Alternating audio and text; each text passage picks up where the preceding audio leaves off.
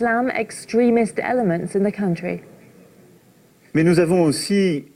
We experienced great division and anger broke out, anger against injustices, against the course of a sometimes incomprehensible globalization, against an administrative system that's become too complex and lacking in empathy.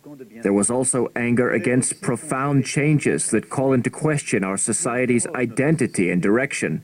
This anger has shown me one thing: no matter how excessive or overflowing it is, we will not quit. Opposition leaders have criticised Macron's message, calling him an imposter and saying that he's out of touch with the French people.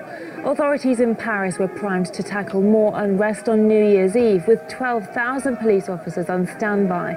In the end, very few protesters turned out, and those that did were blocked from joining celebrations in central Paris. Aymeric Bonneville, a French publisher and writer, warns of more demonstrations in the new year. With all the blunders the government and especially their MPs are making, I don't see any soothing of the situation. This movement will of course continue into 2019. The movement is so popular, between 70 and 80% of the French support them or approve of the movement, that it is not excluded that, especially in the provinces, gendarmes or even policemen who have more in common with the protesters than with the officials in Paris could become sympathetic with their cause and refuse to execute orders.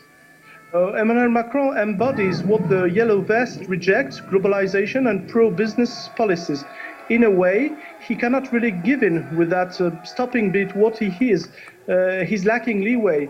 He sought to defuse the crisis in mid-December by announcing a 10 billion euro package of measures, which was not really convincing.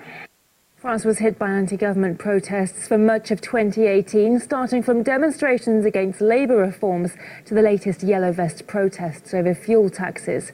Our Paris correspondent Charlotte Dubensky recaps events. Let them eat cake. This infamous phrase, often attributed to Marie Antoinette, has been used to demonstrate the obliviousness and the selfishness of France's elite, which in turn led to the French Revolution. Now, the attribution may be misguided, but the lesson isn't. If you ignore the cries of the social classes or you mock them, you do so at your own peril. Off with their heads! A lesson the current French president should have perhaps heeded long ago, as unrest has been bubbling throughout 2018.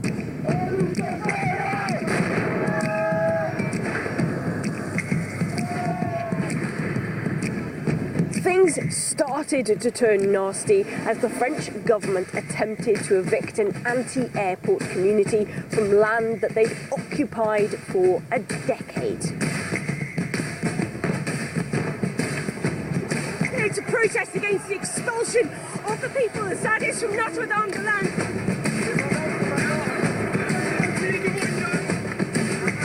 As the tanks rolled in, the eco-activists dug in deeper.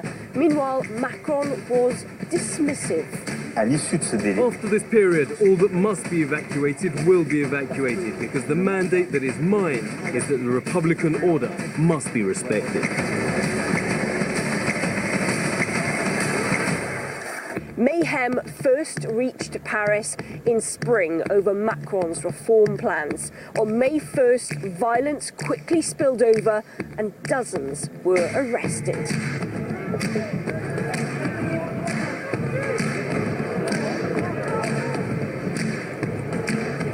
But the penny still didn't drop for Macron. He spent the summer offering advice to all who would listen, enraging the country in the process. These Lutheran people who've lived through transformations in recent years are not exactly Gauls who are resistant to change. Not diplomatic. He doesn't know how to talk to people. He cannot say about all of people, all of nation. It's just bad, like, on both sides, to the foreigners and to the people, like French people. Hands down. I can find you a job by crossing the road. Yeah, you don't say that to people. People are really struggling. Easy to say when you don't have the problem of needing a job. He thinks that everybody can do it just by working or crossing the street, but it's not real life. It's just a very, how to say, a rich kid attitude. It's not great to say things like that to French people.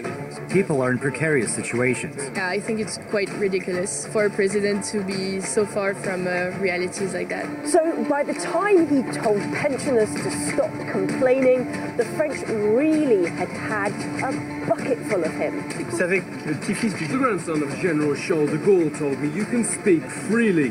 The only thing we don't have the right to do is complain. The country would be different if everyone did the same. Saying stop complaining to people in France, you don't say people to stop complaining, especially in France. We are people that complain all the time. We love that. It's clumsy. It's not kind, I think. Arrogant. I think a little aggressive, you know? Hence, again, a very revolting. I mean, there's no other word for me. In the good old French spirit of things, anger and resentment towards the man often described as the president of the rich really poured out. And by November 17th, they had had enough.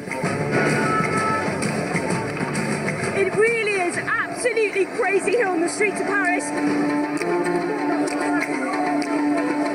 After weeks of chaos, clashes and brute force, Macron finally conceded and offered an olive branch.